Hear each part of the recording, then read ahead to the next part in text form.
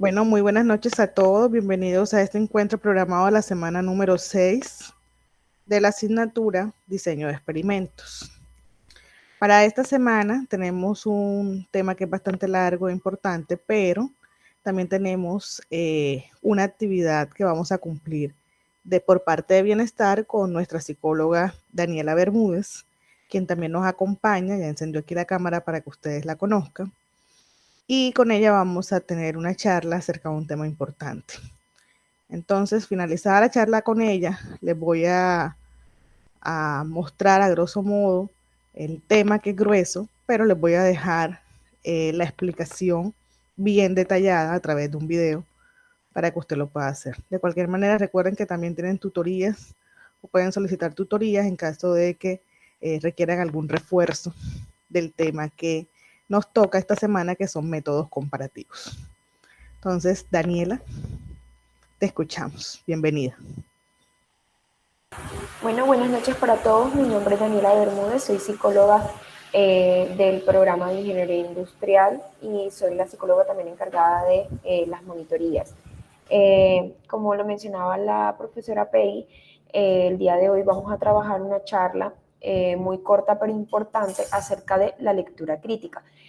Por medio del chat les dejé un link para que por fin se inscriban, profe, si puede.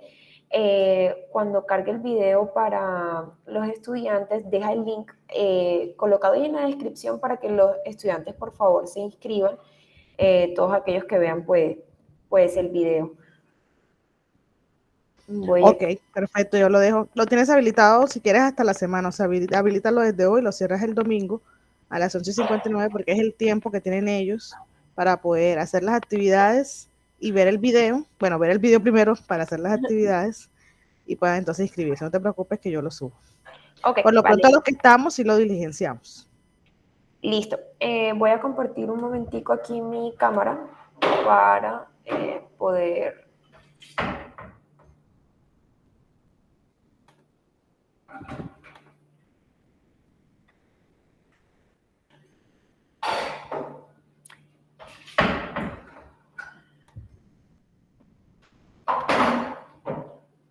¿Sí logran ver todos?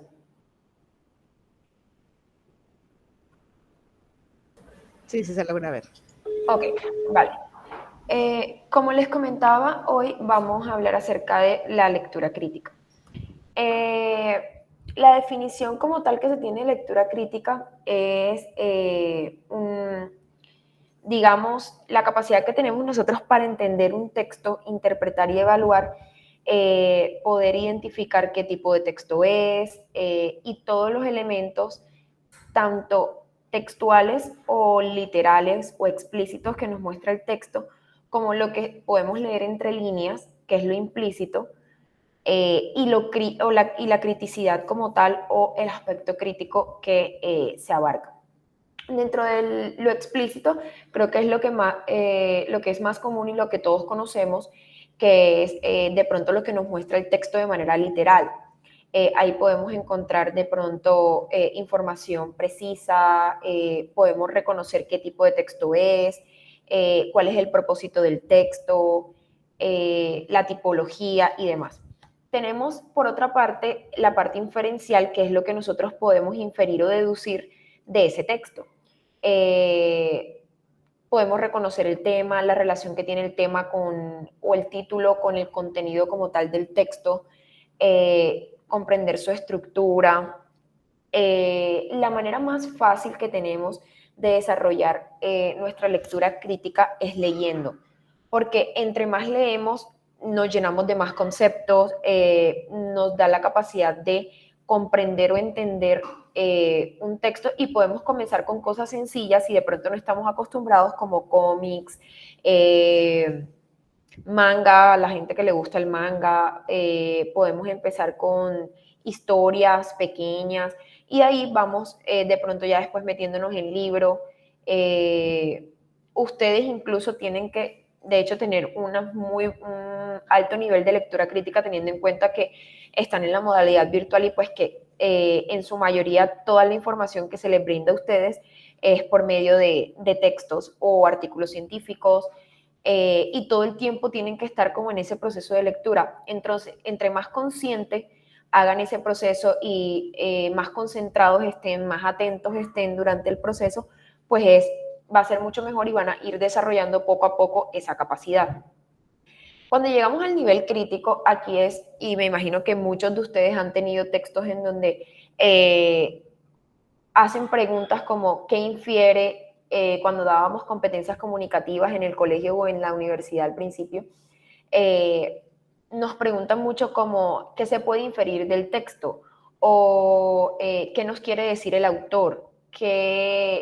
¿Por qué el autor tiene tal postura?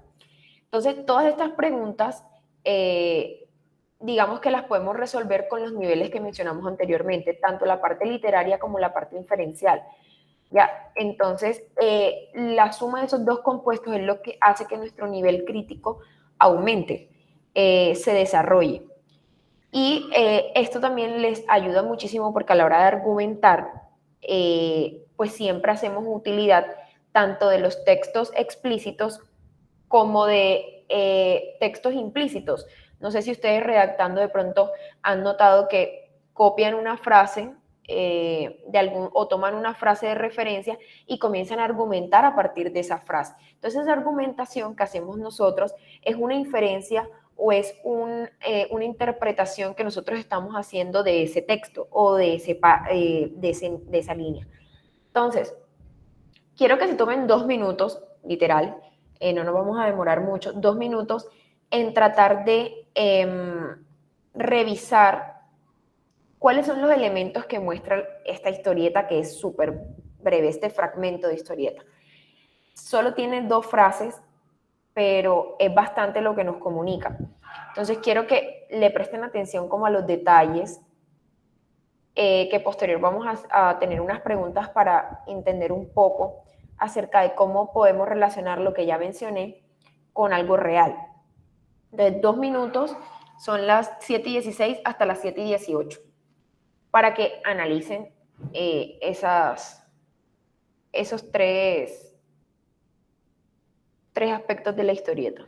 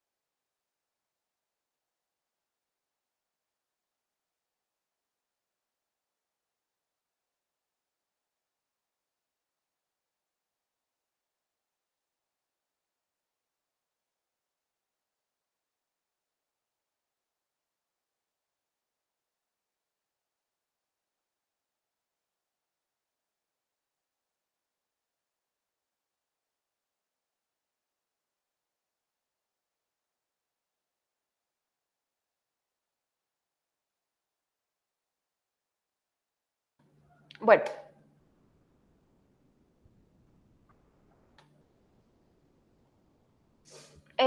alguien que me colabore y que me diga la respuesta que considere que sea cierta, que es la acertada. Dice, ¿cuál de las siguientes afirmaciones describe un supuesto implícito en la historieta? Recuerden que implícito quiere decir que no lo muestran de manera literal.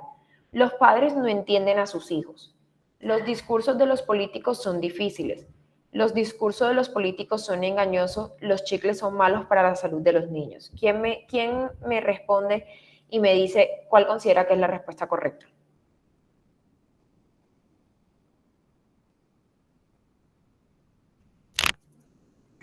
Bueno, buenas noches. Buenas noches. Yo pienso que ante todo hay dos contextos y es una situación que está siendo vista desde dos contextos. Uno, el entorno que se da entre el niño y el padre, que le dice que los chicles no son no se pueden masticar, pero no se pueden tragar, y la niña va llegando y escucha las palabras, pero no sabe que el por qué él le dice eso. Entonces pienso que ella acerta de que los discursos de los políticos son engañosos, y el padre pues le dice que los chicles son malos para la salud de los niños. Ok, muy bien, Steve. Vamos a, teniendo en cuenta lo que dijo Steve, vamos a evaluar un poquito y a desglosar la historieta. Vemos a un padre que dice que es para masticarlo, no para tragarlo. Y luego atrás está Mafalda y dice el discurso de quién.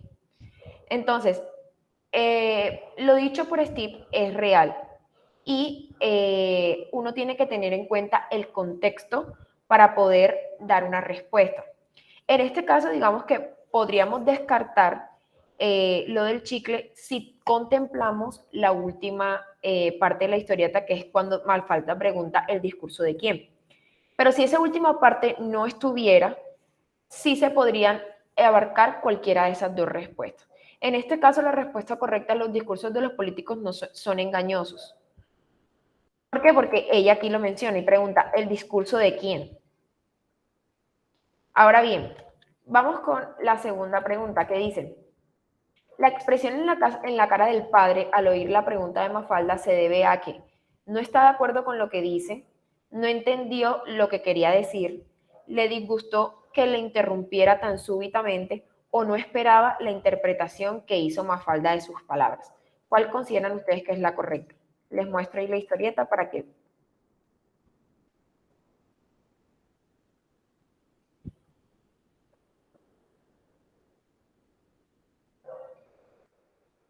Adelante, Michelle. Yo creo que es la, la D, la última. No esperaba la interpretación que hizo Mafalda de sus palabras. Correcto. Esa es la respuesta correcta. No esperaba la interpretación que hizo Mafalda de sus palabras. Y eso lo podemos notar por la expresión. Miren que todas estas respuestas son inferencias que estamos haciendo nosotros según el contexto y la poquita información que nos muestra la historieta. Tenemos, cuando Mafalda pregunta de quién es el discurso que hay que masticar, pero no hay que tragárselo, quiere decir que el discurso debe analizarse, pero no creerlo, aprobarse, pero no hay que admitirlo, criticarse, pero hay que creerlo, aprobarse, pero no hay que formularlo. ¿Cuál creen que sea la respuesta correcta?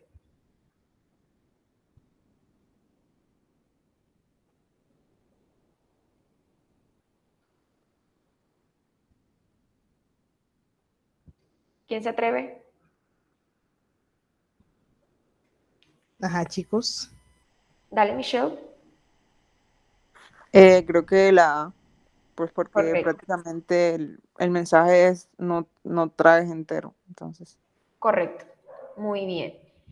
Y por último tenemos con esta historieta el autor pretende criticar la manera como los políticos hacen sus discursos, llamar la atención sobre cómo debemos tomar los discursos de los políticos, mostrar la relación entre comer chicle y los discursos de los políticos, disuadir a las personas de escuchar los discursos de los políticos.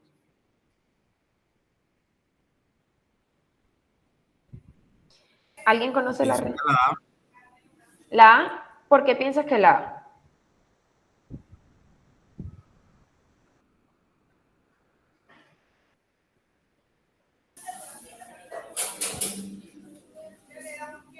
¿Se me escucha? Sí. Yo pienso que la A porque... ¿Me puede mostrar la respuesta, por favor? Sí, claro que sí. Dice criticar la manera como los políticos hacen sus discursos. Si lo relacionamos, llamar la atención sobre cómo debemos tomar los discursos de los políticos, o sea, no, pienso que no, porque la crítica no solo pueden ser malas, son constructivas también. Mostrar la relación entre cómo comer chicle y los discursos políticos, disuadir las personas, escuchar los discursos de los políticos. Sí, yo pienso que la A. Ok, Michelle, ¿tú estás de acuerdo con Steve? Bueno, no. Yo creo que Yo pienso que es la D, la D, ¿Por qué piensas que es la B? la D Ah, de... la D. ¿Por qué piensas que es la D? Mm, pues porque, o sea, esa pregunta está difícil porque lo que pasa es que toman un ejemplo tan cotidiano, tan común, o sea, ay, no te traes el chicle, eso es malo o algo así, o sea, es para comerse, para masticarlo, no para tragárselo. Es masticarlo, es como analízalo, piensa y mira bien lo que están diciendo. O sea, no sé cómo explicarlo, pero creo que es la de. Es como disuadir, es como lo Disuadir, tomo. Ajá. disuadir. Miren lo importante que es también la parte de tener claro los conceptos. El disuadir es, digamos, una manera de manipular o de hacer que una persona piense lo que yo creo que le estoy diciendo. Mm, Criticar es que tú haces una crítica o indicas que no estás de acuerdo con eso por cualquier argumento que tú quieras decir. Y llamar la atención es como lanzar una alerta y decir, ojo, tienes que hacer esto, o sea, debes hacer esto o es bueno que tengas en cuenta esto antes de hacer tal cosa. entonces la B. Ok, muy bien. La respuesta correcta es la B. Esto es un pequeño ejercicio que literal resume su día a día. Eh, por eso es muy bueno y les doy tips para que de pronto mejoren esa lectura. Traten siempre de subrayar las ideas principales, siempre intenten hacer resúmenes acerca de los textos que están leyendo, subrayar datos relevantes y de esa manera van a centrar la atención en eso. Incluso cuando vayan a repasar les va a ser mucho más fácil porque van a, como está resaltado en otro color, o sea, su atención se va a dirigir a eso. Entonces va a ser mucho mejor y van a captar mucho más rápido la información. Bueno, profe, no le quito más tiempo. Muchas gracias por el espacio. Chicos, recuerden diligenciar el link. Cualquier inquietud, dificultad que puedan presentar, recuerden que pueden acercarse conmigo directamente en Bienestar. Si necesitan de pronto tutorías o asesorías de técnicas de estudio, hábitos de estudio o hablar de cosas personales. Entonces, muchas gracias por el espacio. Dani, antes de que te desconectes, verifica que todos los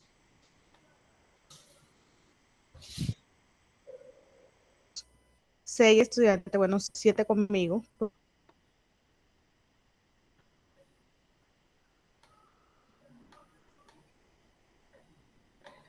Listo, profe. Yo verifico. Aló. Bueno, Listo, ya yo verifico. Igual puede comenzar con la clase y yo en el chat le escribo. ok, dale. O sea, lo que quería estar segura es que por lo menos los que estemos aquí sí hayamos registrado. No te preocupes. Listo. Gracias a ti Ya, por el espacio, muy chévere, me pareció súper chévere el ejercicio. bueno, vale, yo voy revisando y ya usted puede continuar con su clase. Dale, Daniela, muchas gracias. Bueno, chicos, entonces aquí voy a compartir pantalla yo para iniciar.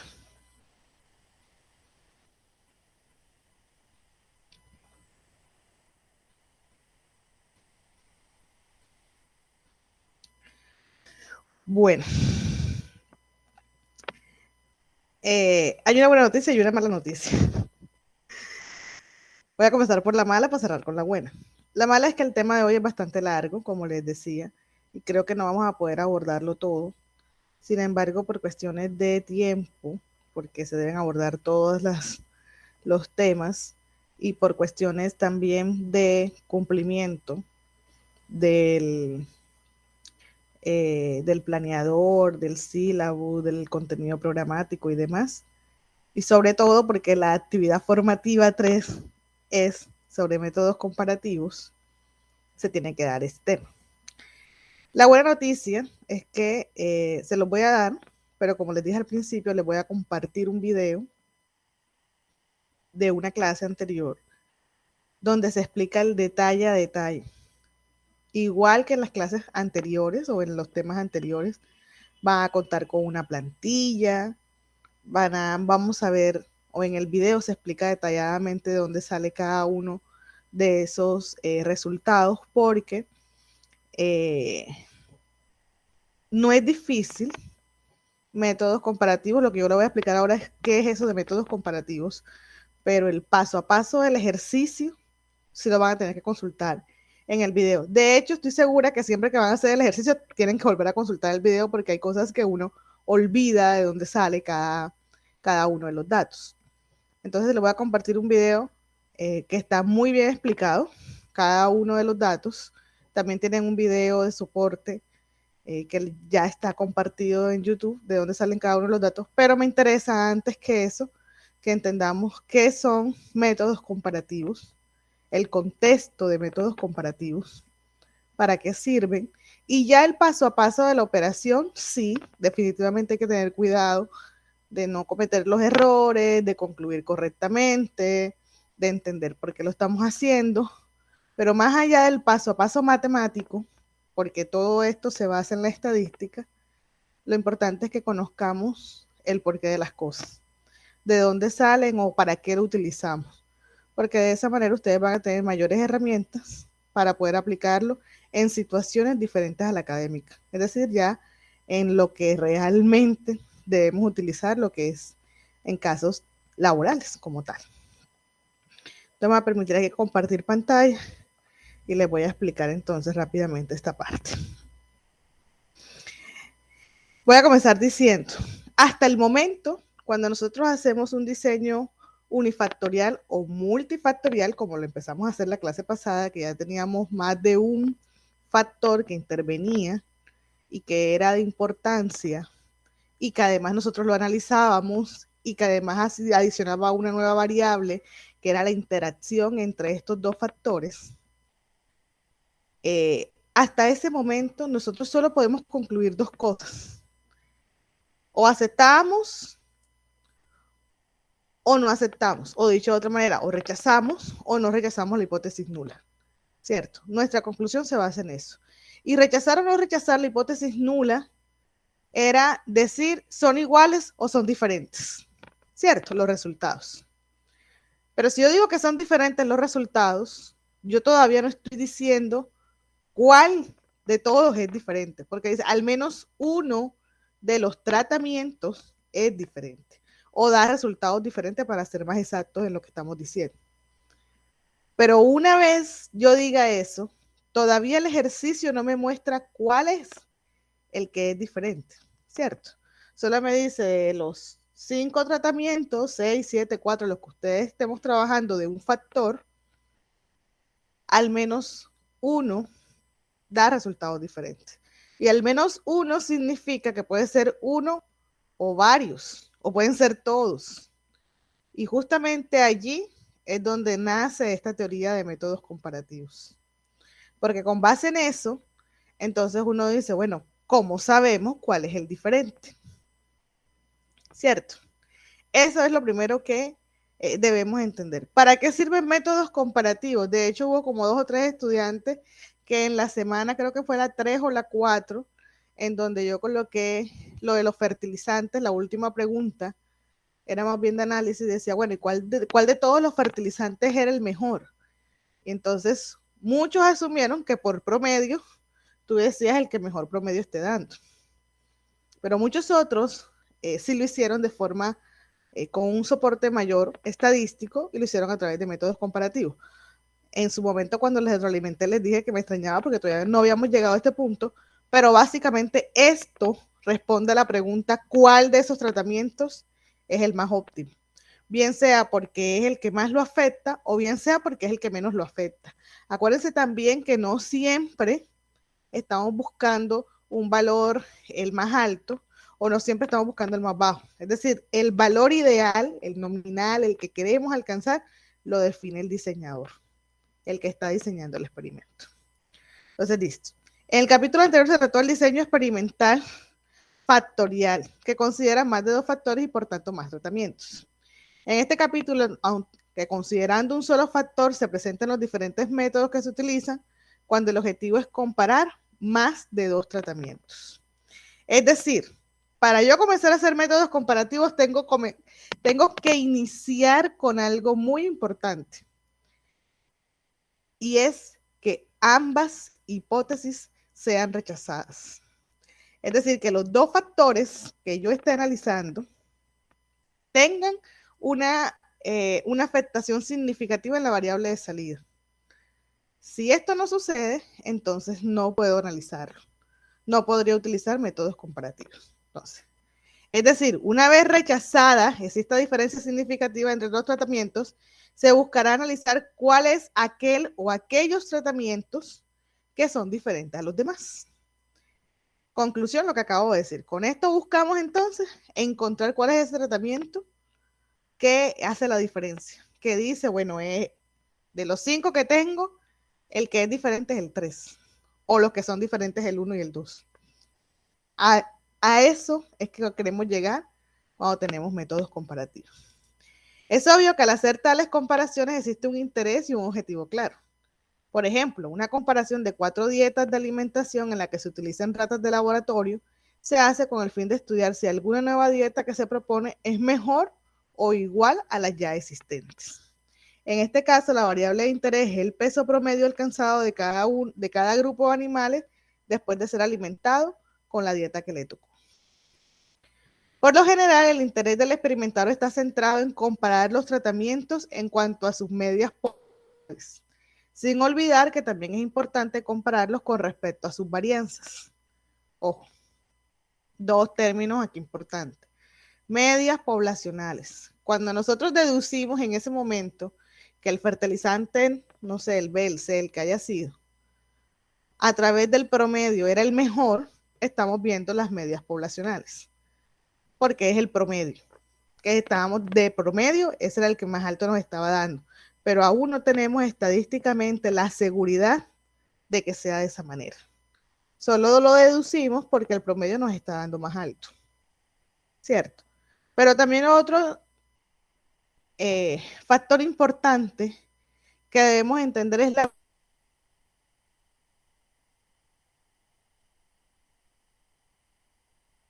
varianza intrínseca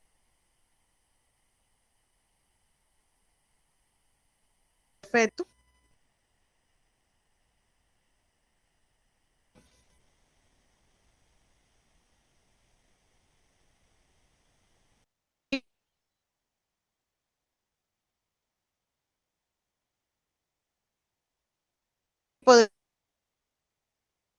Bueno,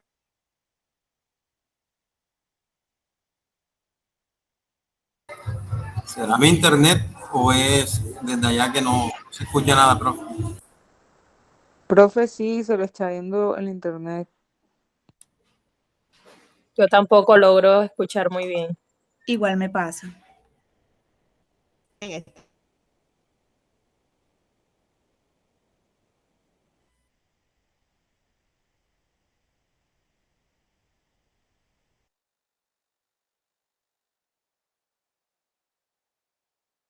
operador. Vamos a ver si puedo dar más bien del celular y si mejora la conexión.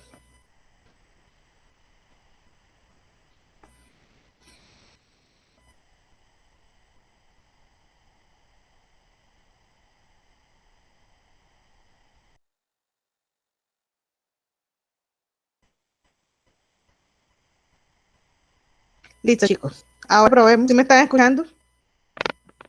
Fuerte y claro. Sí, profe. Listo. Sí, Ya profesora. cambié la red. Me tocó coger del celular porque cambié de operador, pero parece que no va a funcionar.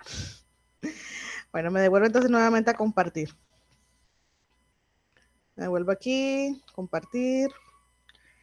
Y retomo esto. Entonces decía, bueno, cuando nosotros respondimos a esa pregunta sin métodos comparativos, nosotros lo que hacíamos era algo muy sencillo. Tomábamos el que mejor respuesta o el que mejor promedio nos había dado. ¿Cierto? Hasta ahí es entendible. Todavía no estamos haciendo métodos comparativos, sencillamente como ya estamos seguros, porque vuelvo y digo, no sé si me escucharon esa parte, pero vuelvo y lo digo, para aplicar métodos comparativos, sí o sí, deben rechazar primero la hipótesis nula. Si ustedes en el ejercicio del análisis de varianza no rechazan la hipótesis nula, hasta allí llega el ejercicio. No hay cabida a métodos comparativos. Entonces, lo primero es asegurarse, es decir, hacer el análisis de varianza del factor o de los factores y asegurarse que efectivamente las hipótesis nulas están rechazadas. Es decir, que asegurarme que al menos uno es diferente. Ahora, como ya me aseguré que al menos uno es diferente, aplico métodos comparativos para poder identificar o para poder descubrir cuál es ese tratamiento que es diferente. Y para eso estábamos por aquí, antes de que se fuera y viniera la voz, y les decía, tenemos dos elementos importantes. Uno es las medias poblacionales, dicho de otra manera, los promedios, y con base en este nosotros en la respuesta del fertilizante decíamos, bueno, el mejor fertilizante es este, porque fue el que mejor resultado me dio. En ese momento nosotros, como no habíamos dado métodos comparativos, esa era la respuesta correcta. Lo hacíamos por promedio. Sin embargo, realmente nosotros, para poder asegurar que ese efectivamente es el tratamiento ideal o el tratamiento óptimo, debemos pasarlo por métodos comparativos, porque también existe otro concepto que nos puede cambiar la perspectiva de cuál puede ser mejor. Cuando digo cuál puede ser mejor, me hablo del óptimo. O sea, no siempre, vuelvo y digo, no siempre el mejor es el más alto o el más bajo o el que me da un número específico. Yo coloco como diseñador del experimento cuál es el resultado que yo espero. Para mí, cuál es el mejor resultado. Si hablamos, no sé, de resistencia, entonces, ¿qué es lo que más resistencia me genera? Si hablamos de tiempo, ¿se acuerdan del primer ejercicio del promedio de tiempo de armado de los muñequitos de Man Steel? Entonces ahí el que mejor era el que menos tiempo me generaba. Independientemente de cuál sea el objetivo, porque el objetivo lo defino yo como diseñador del experimento, necesito conocer cuál de todos esos tratamientos efectivamente es el óptimo. Y normalmente, como les digo, lo sacamos por promedio, o el que me dio más alto, o el que me dio más bajo, o el que más se acercó al valor nominal que yo deseo. Pero sí, resulta... Disculpen, eso iba a opinarle porque a veces no siempre lo más alto, lo que está mal, nos parece al ojo más eficiente. A veces tenemos que ajustarnos a una norma, ajustarnos a algo que se aproxime, no siempre el que da más o el que está muy óptimo es el mejor. Exacto. O sea, el valor, el óptimo como tal, lo decide el diseñador del experimento. Para mí el óptimo es el que esté más alto, el que esté más bajo, el que esté en el medio, el que cumpla con la norma, tal como lo está diciendo Steve. Exacto. Pero resulta que no es tan fácil, porque hay algo que nos puede complicar un poco el análisis y por eso no siempre esos promedios terminan siendo la forma más segura. Resulta que entre esos mismos tratamientos existen unas varianzas. Y esas varianzas intrínsecas, ¿se acuerdan cuando les hablaba de varianzas intrínsecas? Entre los valores del mismo tratamiento, puede que generen más de un tratamiento que sea óptimo. Dicho de otra manera, aunque el promedio más alto me lo esté dando el fertilizante A, resulta que estadísticamente no tiene diferencia ese con el que me está dando o el segundo que me está dando más alto. Estadísticamente, tanto el segundo como el primero, los más altos, estadísticamente no tienen diferencias significativas. Quiere decir que yo me puedo ir por A o por B y cualquiera de los dos sería un resultado óptimo, pese a que matemáticamente un promedio está por encima del otro. No sé si me he hecho entender, pero necesito que entendamos como la razón o el porqué de estos métodos comparativos. Vuelvo y digo, sin métodos comparativos, uno dice, ya aseguré que hay al menos uno diferente y yo necesito que sea el que mayor resistencia tengo, entonces tomo el promedio más alto. Listo. Con métodos comparativos, lo que voy a decir es, bueno, lo que tengo que asegurarme es saber si entre este promedio más alto y el que le sigue hay diferencias significativas estadísticamente hablando, de acuerdo a las varianzas. Porque si no las hay, entonces estadísticamente ambas respuestas son óptimas. Y puede que haya una tercera o una cuarta puede que existan más. Aunque matemáticamente, por darles un ejemplo, 89 sea mayor que 85, estadísticamente las diferencias cuando se analizan con análisis de varianza resulta que 89 y 85 estadísticamente no tienen diferencias significativas. En conclusión, sin métodos comparativos nosotros iríamos a una conjetura que yo creo que puede ser pero con métodos comparativos lo que yo estoy asegurándome es que puedan existir más de una respuesta óptima a ese tratamiento. Y para eso, con métodos comparativos, lo que comienzo es a comparar las variables, las posibles tratamientos con todas las posibles combinaciones existentes. Entonces ya vamos a ver más adelante cómo se hace en términos generales y ya la forma matemática, si les digo, lo podemos ver en el video. ¿Ibas a decir algo? Yo me hacía la pregunta, sí, yo me hacía la pregunta cuando veníamos trabajando nosotros, yo decía, al menos uno, pero yo digo, pero ¿qué? No, ¿de qué vale hacer esto si al final no sé cuál es? No existe la seguridad? Yo digo, o sea, no tiene sentido, o sea, ahora sí, ya que ya empezamos a métodos comparativos, digo, ok, la cosa está cambiando. Ajá, ya. Acuérdate que decir que en la medida que va pasando se va volviendo un poco más complejo las operaciones matemáticas, pero vamos entendiendo un poco más. Pasamos de un factor, ahora ya manejamos dos factores, bueno, pues después a un bloque, ya después manejamos no por bloques, sino por varios factores, y ahora estamos en métodos comparativos para poder descubrir realmente cuál es el que es diferente o cuáles son diferentes, porque dice al menos uno, pero de pronto en métodos comparativos nos sale que más de uno es diferente. Listo. Con lo cual se quiere decidir si los tratamientos son iguales estadísticamente en cuanto a sus medias, frente a la alternativa de que al menos 2 de ellos son diferentes. La estrategia natural para resolver este problema es obtener una muestra representativa de mediciones de cada uno de los tratamientos y construir un estadístico de prueba para decidir el resultado de dicha comparación. ¿Qué quiere decir esto? Si usted tiene 5 tratamientos, usted va a tener que comparar el 1 con el 2, el 1 con el 3, el 1 con el 4, el 1 con el 5. El 2 con el 3, el 2 con el 4, el 2 con el 5. El 3 con el 4, el 3 con el 5 y el 4 con el 5. Todas las posibles combinaciones habidas. Y de esa manera, solo a través de estos estadísticos se comparan dos resultados. Le va a decir, bueno, entre el 1 y el 2 sí hay diferencias significativas. Entre el 1 y el 3 no hay diferencias significativas. Entre el 1 y el 4, y así entre las significativas y las no significativas, usted va a ir viendo cuáles realmente tienen diferencias. Va a partir de igual manera que la que más le interesa es la que mejor promedio le va a dar. O mejor promedio no, la que más se acerque a su objetivo nominal deseado. Usted parte de eso.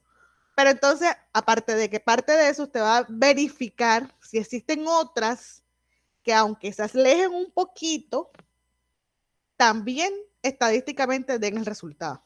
Entonces, de esa manera, ya cuando usted está seguro que entonces es el tratamiento 1 y el 4, que son estadísticamente iguales y que son los mayores, usted ya puede escoger cualquiera de los dos teniendo en cuenta otros factores. ¿Como cuáles? Como el tiempo, como el uso, como la economía o digamos, los recursos disponibles. En fin, ya usted va a tener opciones. Usted va a decir, bueno, ambos tratamientos me están dando que son iguales y son los que mejores resultados me están dando. Yo escojo entonces con cuál de los dos me voy teniendo en cuenta otros factores. ¿Cuál de los dos es más económico?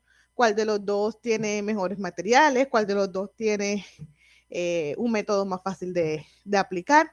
En fin, ya tienes otras variables que te pueden hacer decidir por uno o por el otro, pero ya tú previamente y a través de estos métodos comparativos pudiste identificar que ambos estadísticamente te van a dar el mismo resultado, aunque nominalmente, vuelvo y digo, en los promedios me estén dando diferentes. Ojo, una cosa es el promedio y otra cosa es cuando yo hago el análisis a través de los estadísticos me digan efectivamente tienen diferencias o estadísticamente no tienen ninguna diferencia, que te vayas por cualquiera de los dos métodos. Listo. Muchas comparaciones como las antes mencionadas se hacen con base en el diseño completamente al azar, que es el más simple de todos los diseños que se utilizan para comparar dos o más tratamientos. dado que solo consideran dos fuentes de variabilidad, los tratamientos y el error aleatorio. Consideramos el siguiente ejemplo integrador de los tres métodos comparativos. Aquí comienza entonces un poco la complejidad estadística de cómo se hace. Existen tres métodos comparativos: el LCD, LSD, Tukey y Duncan. Ejemplo integrador. Vamos a ver el primer ejemplo. Un equipo de mejora investiga el efecto de 4 métodos de ensamble, A, B, C y D, sobre el tiempo de ensamble en minutos. En primera instancia, la estrategia experimental es aplicar 4 veces los 4 métodos de ensamble en orden completamente aleatorio. Hasta aquí, hasta este punto seguido, no tenemos nada. ¿Qué tenemos únicamente? Un diseño de experimento unifactorial, porque solo estamos viendo los métodos de ensamble, que son las variables de entrada, frente al tiempo establecido que sea la variable de salida. Es decir, un ejemplo casi que igual que el que dimos en la primera clase con la fábrica de Fisher Price y el Mass Steel, que estaban mal escritos porque no podíamos usar nombres de compañías privadas. Listo. Y lo de orden completamente aleatorio es porque se requerían las 16 pruebas. Es 16, 4 para cada uno. 4 para A, 4 para B, 4 para C y 4 para D. Entonces ahí lo de completamente aleatorio también lo habíamos discutido, que era para quitar la parte del desgaste, de la experiencia y demás. Entonces se hace completamente aleatorio. Los tiempos de ensamble obtenidos se muestran en la tabla. Si se usa un diseño completamente Si se hace un diseño completamente al azar, se supone que además del método de ensamble no existe ningún otro factor que influya de manera significativa sobre la variable de respuesta. ¿Qué es la variable de respuesta? El tiempo de ensamble. Conclusión, en este ejemplo integrador tenemos un solo factor, que es el método de ensamble. Aquí tenemos entonces cada uno de los tratamientos con sus respectivas réplicas. Entonces tenemos 4 tratamientos con 4 réplicas cada uno. Al final tenemos una matriz 4 por 4, 16. Tenemos 16 datos.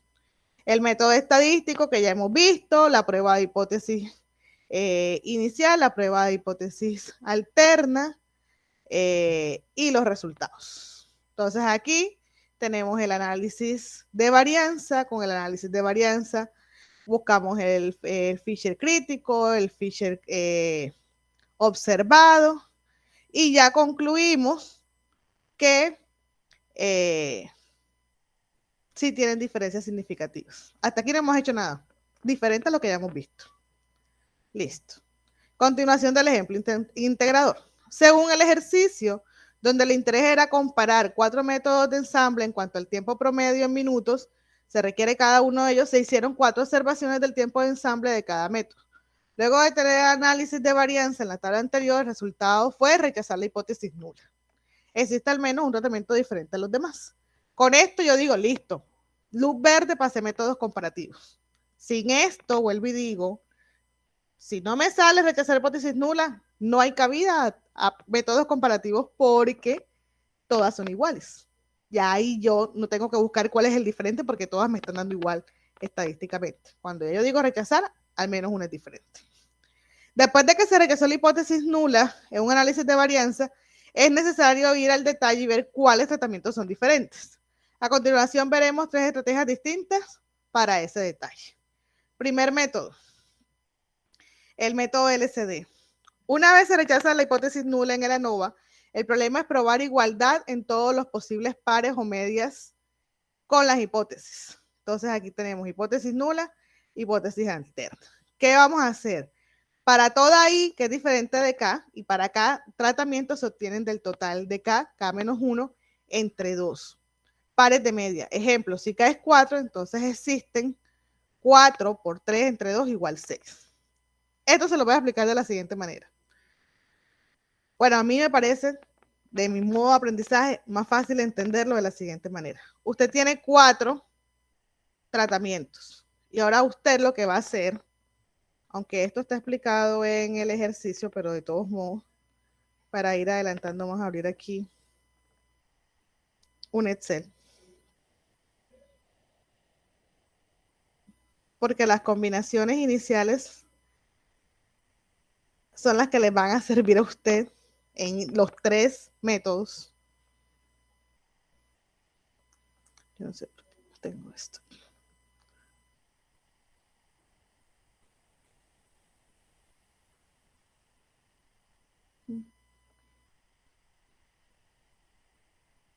Listo. Usted tiene 4 tratamientos. 1, 2, 3 y 4. Usted va a verificar cuántas posibles combinaciones hay. La forma más fácil es hacerlo de forma ordenada. Y como yo les aconsejo que sea la más fácil. Entonces usted aquí va a comparar. Comienza con la primera. El 1 con el 2. Espérate aquí, porque me va a tomar fecha. Ay.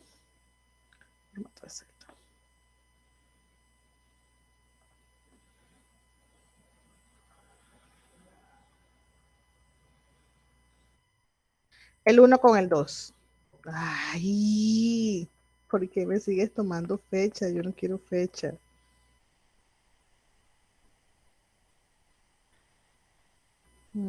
No, general. Texto. Aquí. Listo. 1 con el 2. Listo, ahora sí.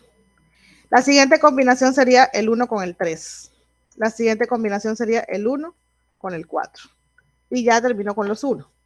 La que le sigue, entonces tomo el 2 con el 3, el 2 con el 4. La que le sigue ya sería el 3. Ya no me devuelvo, porque ya las combinaciones que hay de 3 con 2 y 1 ya están incluidas en las combinaciones del 1. Entonces, lo que le sigue aquí sería el 3 con el 4. Estas serían las 6 posibles combinaciones de las que me habla aquí este estadístico. Que cómo se hallan. K viene siendo los 4 tratamientos, K menos 1 entre 2 pares de medias. Ejemplo, si K es 4, entonces existen 4, 3 de medios, igual 6. Ojo.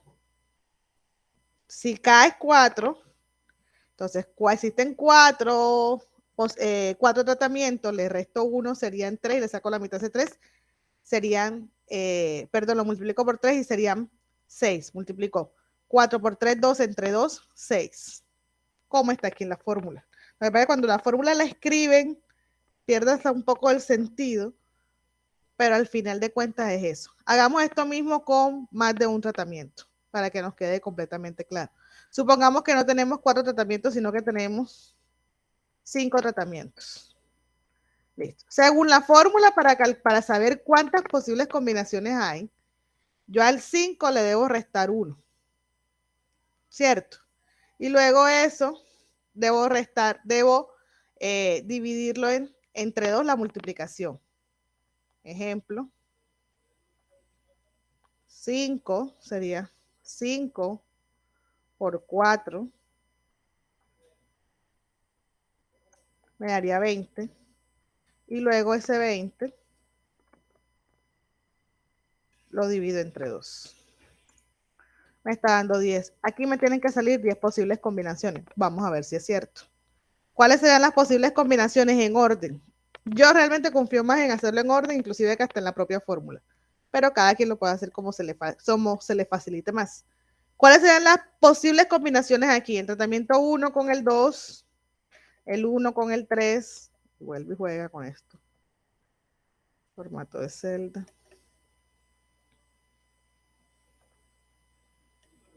Texto. Listo. El 1 con el 2, el 1 con el 3, el 1 con el 4, el 1 con el 5. Entonces ya continúa el 2 con el 3, el 2 con el 4, el 2 con el 5, y sigo, el 3 con el 4, el 3 con el 5 y el 4 con el 5. Vamos a ver cuánto nos dio.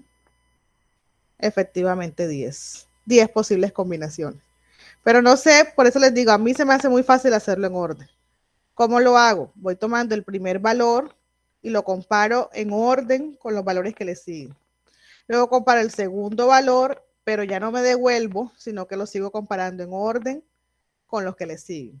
Luego comparo el tercer valor con los que le siguen y por último me queda el penúltimo valor, que la única combinación existente es relacionarlo con el último.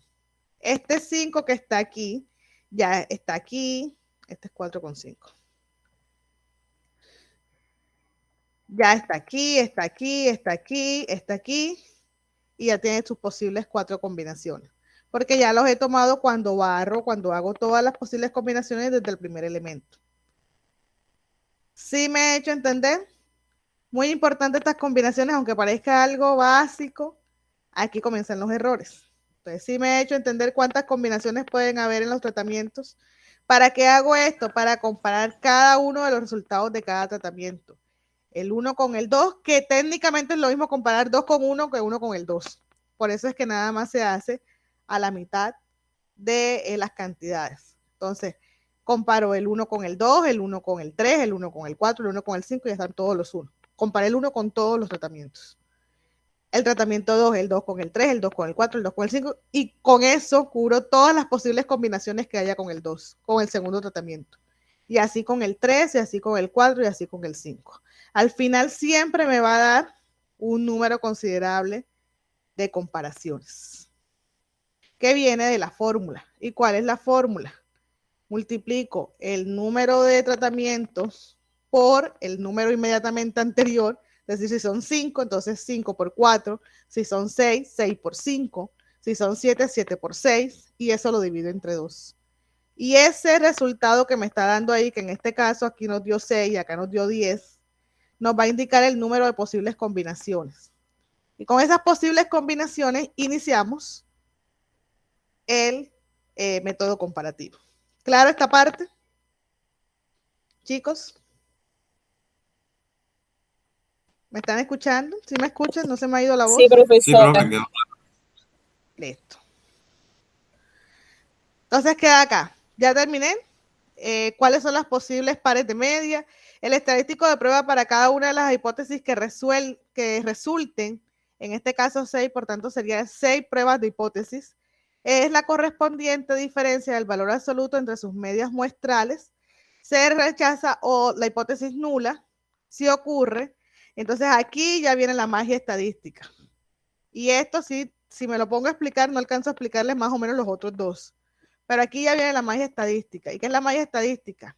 Ya yo comienzo con las medias muestrales y con los, digamos, las réplicas de cada uno de esos tratamientos. Recuerden que estos son tratamientos y en este caso, del que estábamos viendo, cada uno de estos tratamientos que ya son ABCD van a tener 4 réplicas. Entonces, teniendo en cuenta en eso, lo que vamos a hacer es a crear tantos números de hipótesis. Es decir, en este caso hay que crear 6 hipótesis y en este caso hay que crear 10 hipótesis. Y esas hipótesis que van a comprobar si efectivamente los resultados que arrojó el tratamiento 1 son iguales al tratamiento 2. Si efectivamente los resultados que arrojó el tratamiento 1 son iguales a los 3. Si efectivamente los resultados que arrojó el tratamiento 1 son iguales a los 4. Y aquí vamos a concluir en que son significativas o no significativas las diferencias. Si son significativas, quiere decir de que sí hay diferencias. Si hay diferencias entre el 1 y el 3, si hay diferencias entre el 1 y el 5, por darles un ejemplo. Si salen no significativas, quiere decir de que, supongamos que esta 1 y 3 sean no significativas, quiere decir o se entiende que si lo hago con el 1 o lo hago con el 3, estadísticamente no va a haber diferencia. De esa manera se descubre cuál es el factor o cuál es el tratamiento que mejor respuesta le da al diseño que estoy haciendo. O que se acerca más, está más cercano al valor nominal deseado en mi diseño de experimentos. Listo.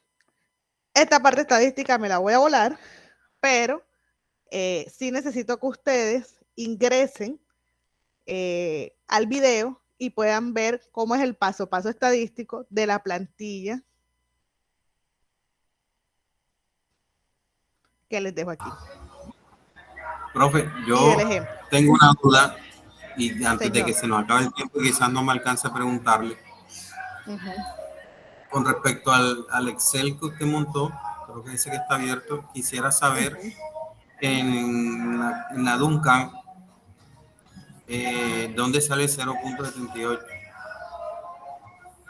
¿Cuál Más arriba, 0.78? la ¿En fórmula que cuál, está cariño?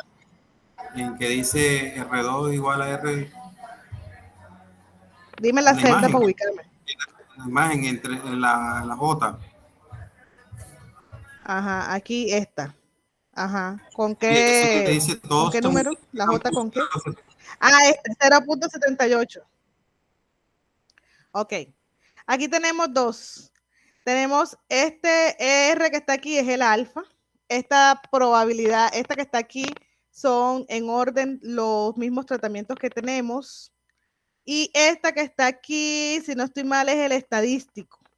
Y dentro del estadístico, usted va a encontrar o tiene que hacer uso de estas tablas en Duncan.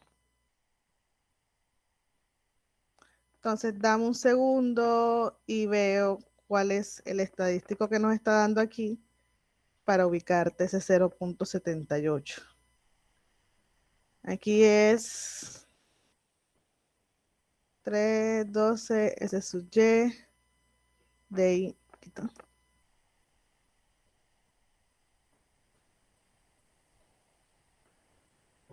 Ok. Dame un segundo.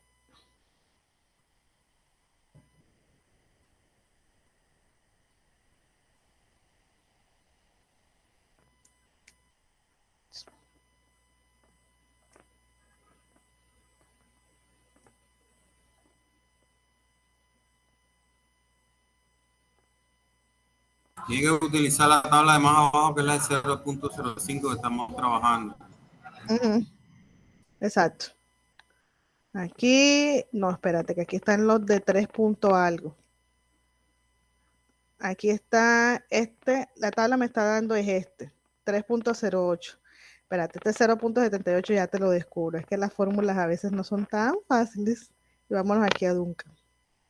Vamos aquí a Duncan. Ok, Duncan. Listo.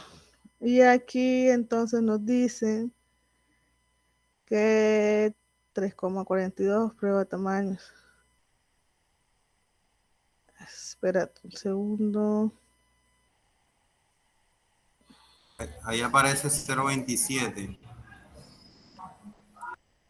1.27. Espérate, sí. Yo estoy segura que aquí y en el video lo explico. Lo que pasa es que como esto no lo doy tan seguido, se me olvidan estas fórmulas. Pero en el video que les voy a mostrar, yo me hice esa pregunta. Aquí está 1.27. Y resulta que salía de aquí. El error estándar del promedio es la raíz cuadrada. Entonces vamos a buscar acá arriba el error estándar. La raíz cuadrada de la media del error espérate aquí, entre n. Entonces acá vamos a hacer la Número de prueba tratamiento. enseguida. Exacto, no, es ya te digo, esto es con el MC, que es la media, espérate, el MC que viene siendo, me devuelvo acá a la nova, si no estoy mal es con del error, 2,46. Vamos a hacerlo. Estoy segura que en el video lo explico, pero vamos a hacer aquí la prueba. Shift igual a, y el ejercicio me dice aquí que esto es la raíz cuadrada del MC entre n minúscula, que viene siendo el número vamos a ver, aquí debe ser 4. Y aquí, ¿dónde está? ¿Dónde lo estoy haciendo? Aquí. Entonces, aquí me está dando shift igual 2,46 entre n, que es igual a 4, y aquí viene siendo shift igual raíz cuadrada, vamos a ponerlo por fórmula, la raíz de este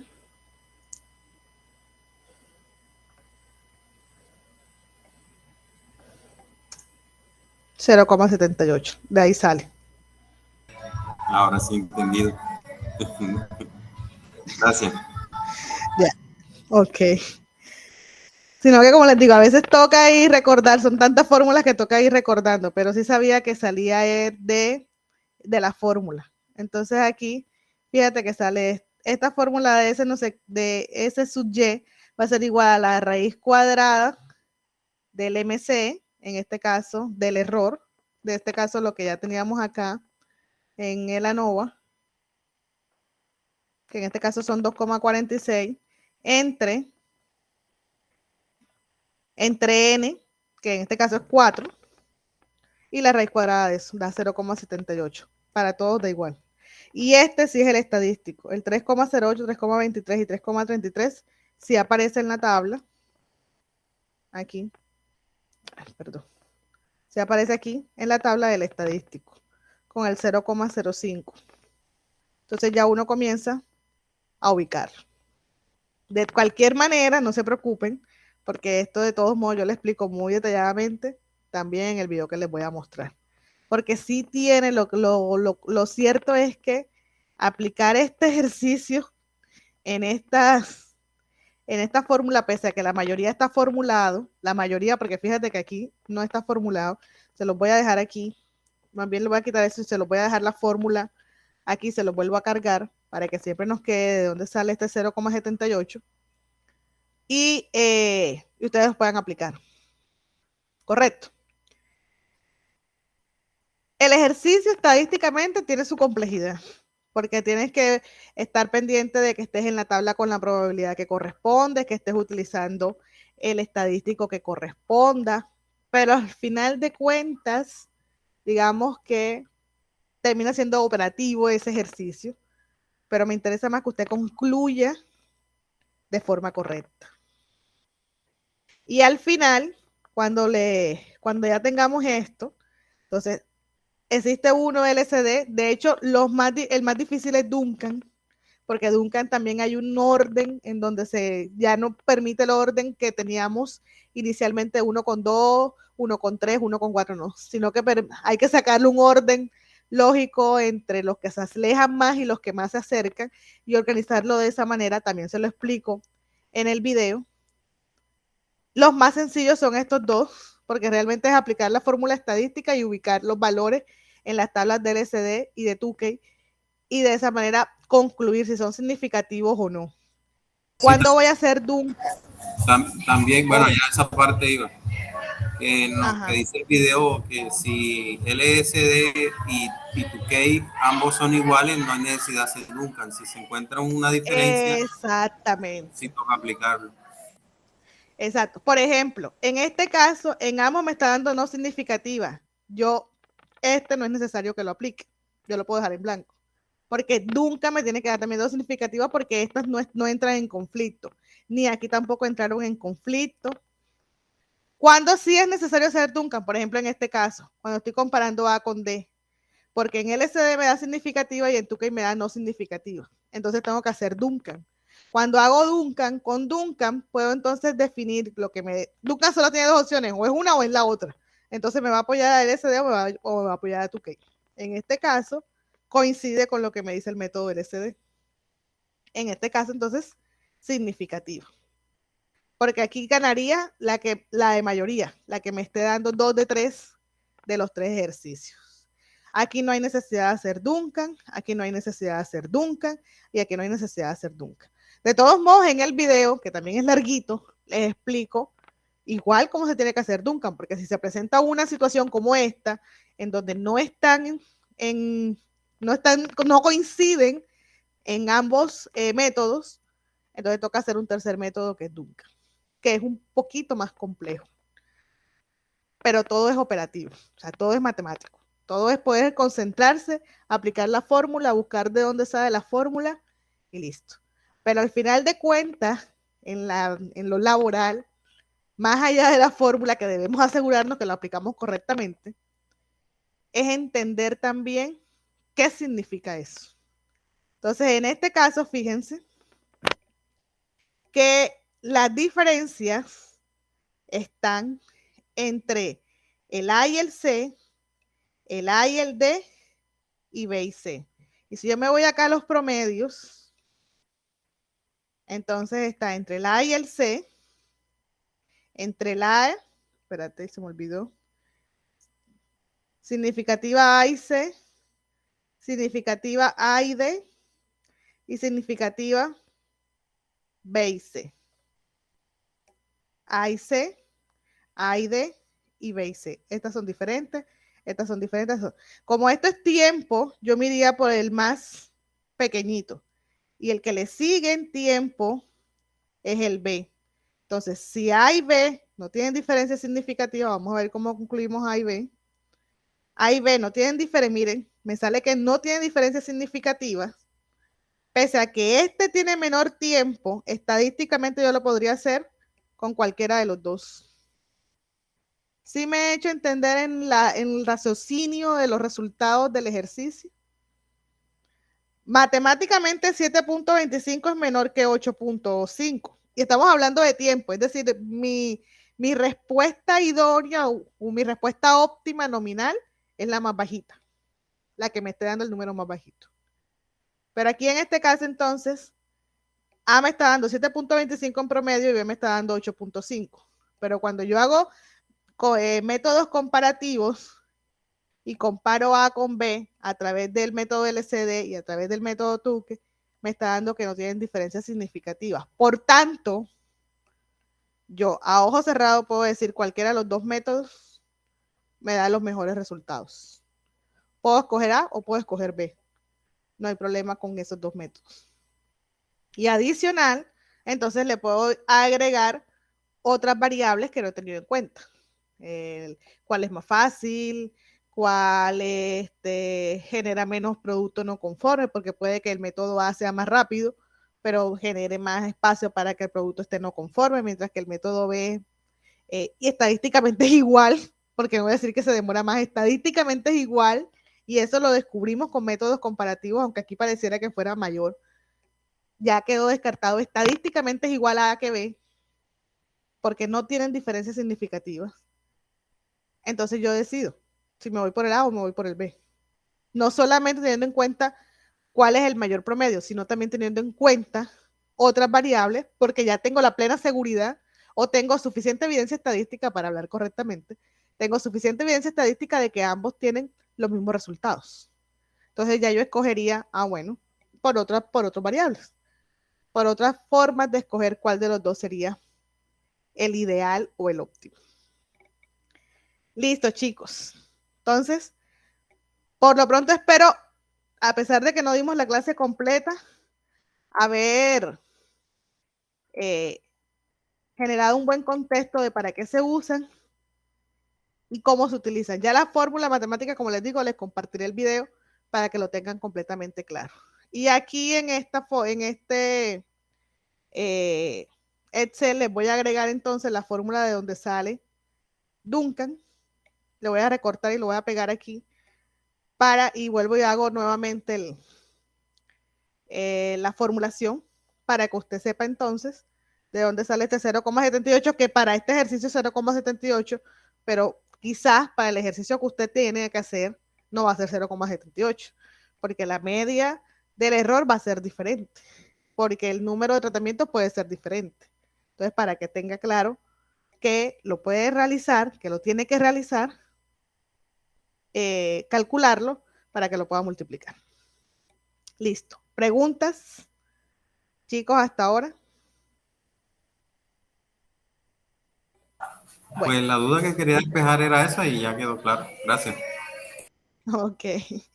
Bueno, de todos modos, si tienen alguna dificultad y entiendo que, bueno, como se dio un espacio, no alcanzamos a darlo todo, pueden igual solicitar tutorías O inclusive pueden consultar también por el WhatsApp o pueden consultar también por el mismo ¿cómo es? Mensajería de Eva. Y con gusto, en el menor tiempo posible que a mí se me pueda presentar, yo les voy respondiendo. Si sí, si no, si vamos bien, si no, si tienen alguna duda en la aplicación de alguna de las fórmulas. Listo, chicos. Si no es más, entonces que tengan una feliz noche y nos vemos, Dios mediante, el próximo miércoles. Gracias, profe. Gracias. Gracias.